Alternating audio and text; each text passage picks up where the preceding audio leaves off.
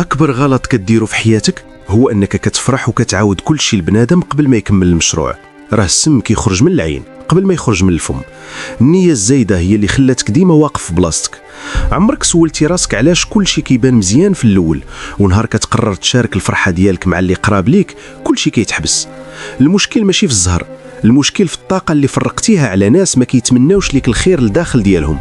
بنادم كيسولك فين وصلتي، ماشي حيت باغي يشجعك، بل حيت خايفك تفوتو وطامع يلقى ثغرة فين يهرسك. تعلم تخدم تحت الرادار، خليك درويش ما بيدك والو في نظرهم، وسد فمك حتى يولي النجاح ديالك هو اللي كيهضر بالجهد.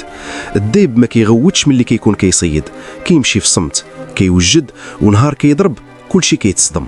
السرية هي الدرع ديالك الوحيد ضد الحسد وضد التابعة اللي كتاكل الرزق. خدم في الظلام باش نهار تخرج للنور تعمي لهم العينين بالنتائج الواعرة. تما غيعرفوا باللي الصمت ديالك كان هو الهدوء اللي كيسبق العاصفة.